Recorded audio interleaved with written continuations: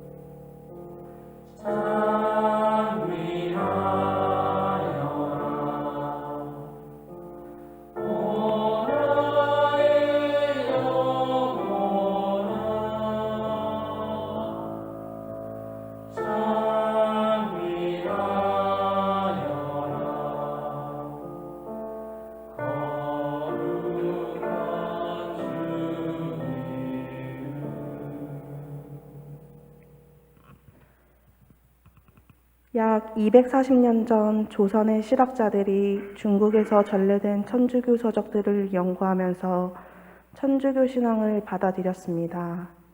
이벽, 권일신, 정약전, 정약종, 정약용, 이기한 등의 유학자들은 함께 토론하며 서학을 연구하였습니다. 남인학자들은 처음에 천주교를 학문적으로 접하였지만 차츰 천주교 신앙까지도 받아들이게 되었습니다. 이승우는 북경으로 가서 서양인 신부에게 교리를 배우고 1784년 봄 베드로라는 이름으로 세례를 받았습니다. 그리고 이승우는 이벽, 정약종, 권일신, 권철신 등에게 세례를 주고 신앙 공동체를 형성하였습니다. 그들은 1784년 겨울에 서울 명례동에 있던 김범우 토마스의 집에 모여 이벽을 지도자로 삼아 주의를 지켰습니다. 이로써 한국 천주교회가 시작되었습니다. 성가 주를 찬양하나이다 함께 부르겠습니다.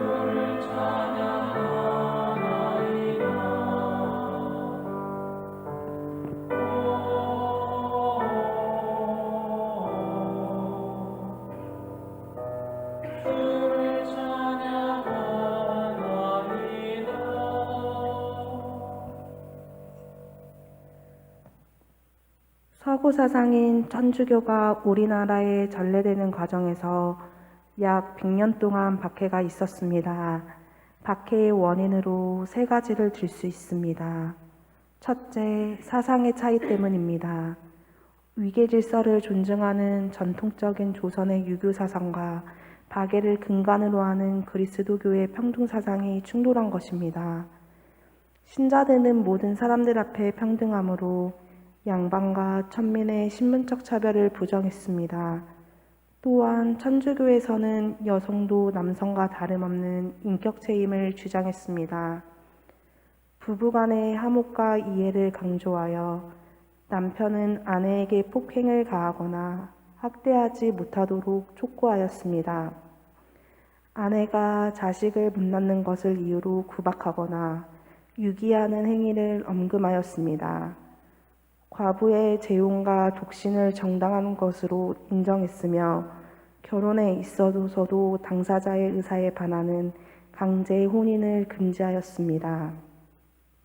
둘째, 천주교 신자들이 조선의 전통적인 예절인 조상제사를 거부하였기 때문입니다. 우리나라 사람들은 충효 사상을 중히 여겨 조상제사를 매우 소중하게 여겼습니다. 그런데 당시 교황청에서는 조상제사를 우상숭배로 여겨 금지시켰습니다. 이에 한국 천주교 신자들은 조상제사를 지내지 않았습니다. 조상제사보다 교회의 가르침을 더욱 중요하게 생각했기 때문입니다. 우리 신앙의 선조들은 인간 존엄성의 근원이신 하나님을 대군대부라고 부르며 믿음을 버리기보다 차라리 죽음을 택하였던 것입니다.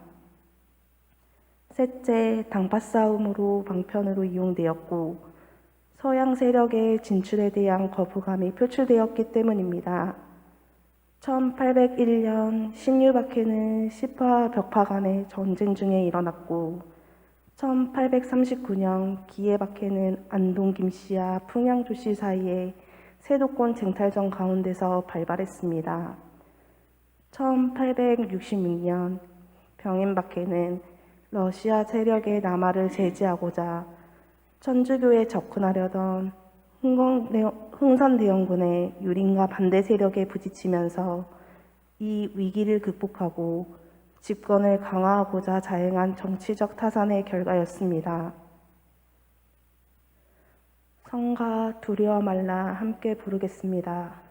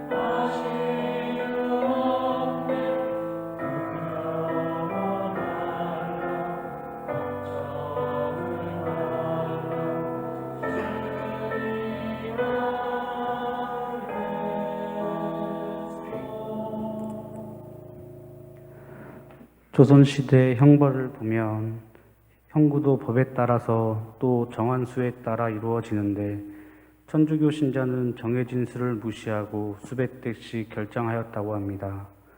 또르티에 신부님은 대꽃쟁이로 고문을 당하셨고 정만보 바오로는 탈구형을 그리고 그 외 학추, 줄톱질 등의 잔인한 고문들이 많았습니다.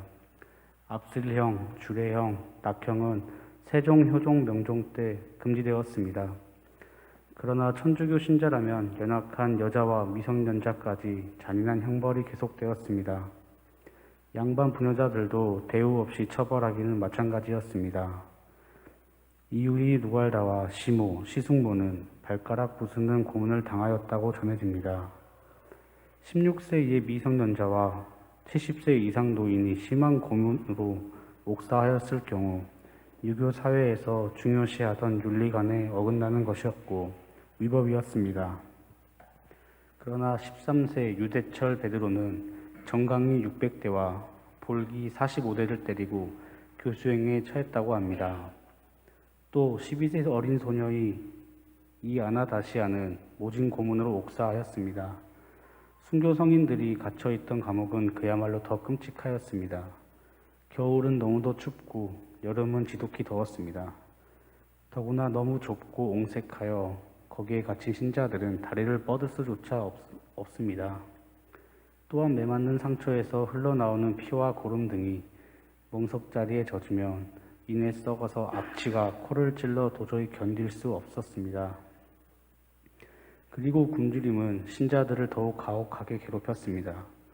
깔고 누운 멍석을 뜯어먹거나 이별 후 빈대 등을 잡아먹기까지 하였습니다. 이 같은 상황에서도 순교 성인들은 끝까지 하느님을 배반하지 않고 신앙을 지키는 모범을 보여주었습니다. 성가 내 맘속을 다 함께 부르겠습니다.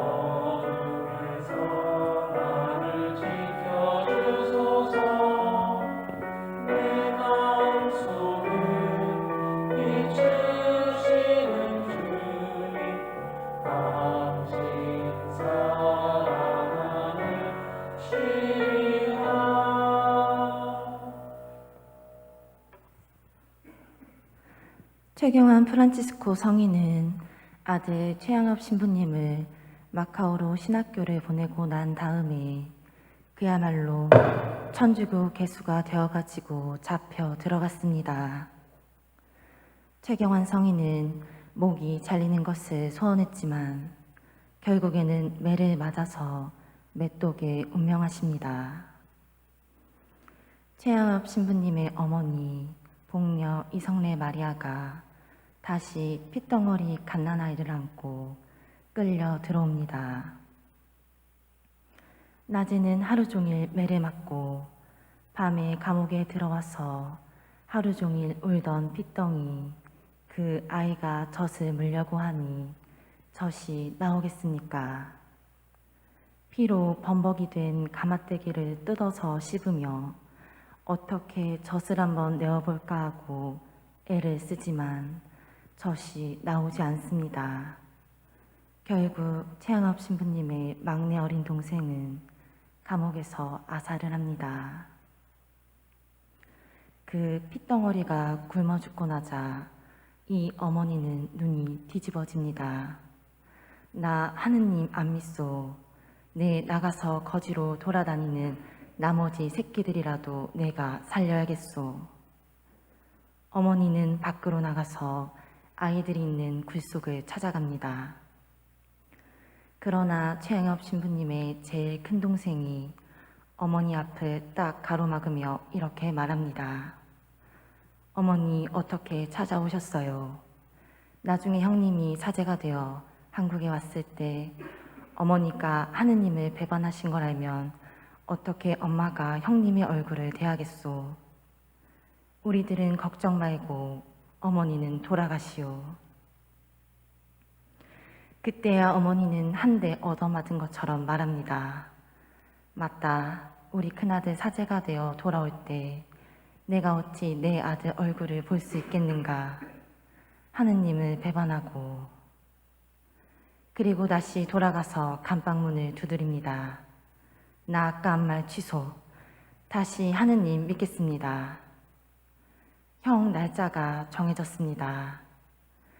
나이 어린 내 형제는 온종일 동냥한 돈 몇 푼과 쌀자루를 메고 이리저리 수소문한 끝에 희광이를 찾아갑니다.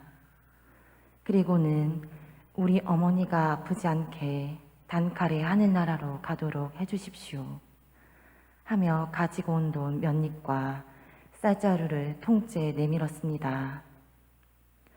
옛날에 망나니들은 한 번에 목을 자르지 않았습니다. 고통을 주기 위해서 여러 번 목을 베었습니다. 내 형제의 눈물겨운 청탁은 희광이들의 가슴을 움직였습니다. 희광이들은 밤새 칼을 갈아 달빛에 비춰보았고 이튿날 당고개에서 그 약속을 지키게 됩니다. 형 집행날 아침 엄마 이성래 마리아는 끌려나가서 머리를 풀어헤치고 칼을 받을 준비를 했습니다. 아이들 보고 절대 그 자리에 나타나지 말라고 했건만 어느새 나타나 막내 아이는 사람들 틈에 끼어서 울기 시작합니다.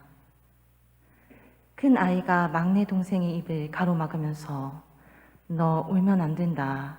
너 울면 엄마가 우리 쳐다본다. 어찌 엄마가 자식의 흐느끼는 소리를 못 듣겠습니까? 막내 아이의 그 울음소리에 소리의 얼굴을 들어보니 아이들 셋이서 사람들 틈에 끼어서 입을 다물고 울고 있는 모습이 보였습니다. 순간 많이 흔들렸지만 제가 하느님을 위해 죽는데 제 자식들 지켜주실 것을 믿습니다. 하며 기도하면서 자녀들을 하느님께 맡깁니다. 망나니는 그 아이들을 쳐다보고 엄마를 쳐다보다가 칼춤 추는 것도 포기하고 단번에 엄마의 목을 잘라냈습니다. 희광이가 약속을 지키는 모습을 먼 발치로 바라본 어린 내 형제는 동작고리를 벗어 하늘에 던지며 용감한 어머니의 순교를 기뻐했다고 전해져 옵니다. 성가 주여 주 예수여 다 함께 부르시겠습니다.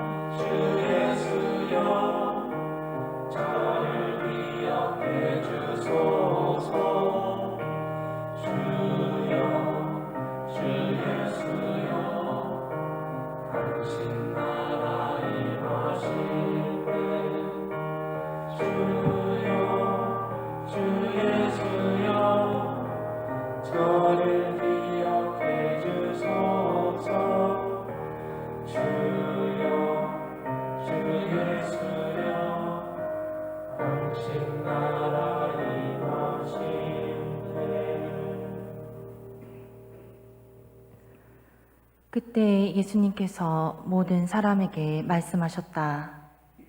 누구든지 내 뒤를 따라오려면 자신을 버리고 날마다 제 십자가를 지고 나를 따라야 한다.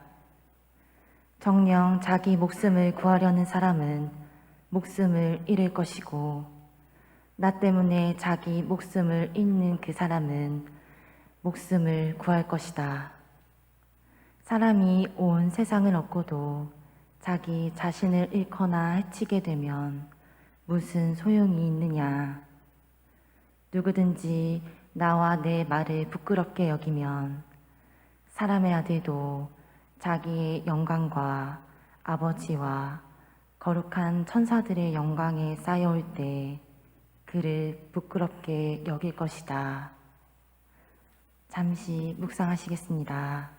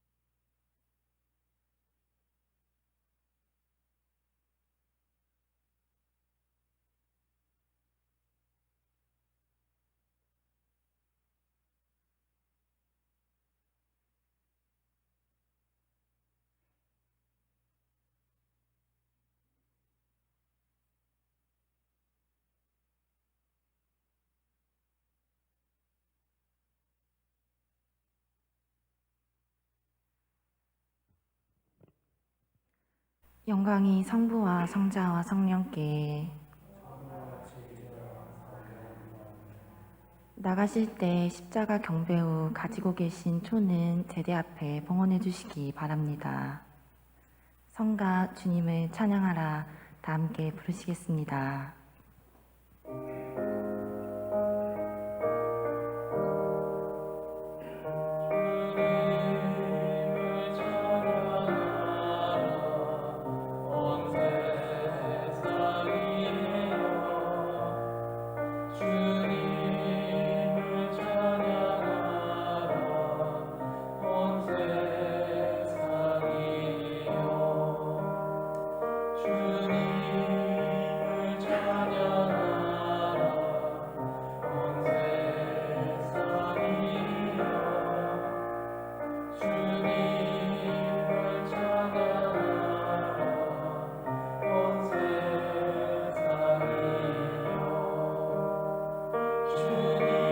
주님을 찬양하라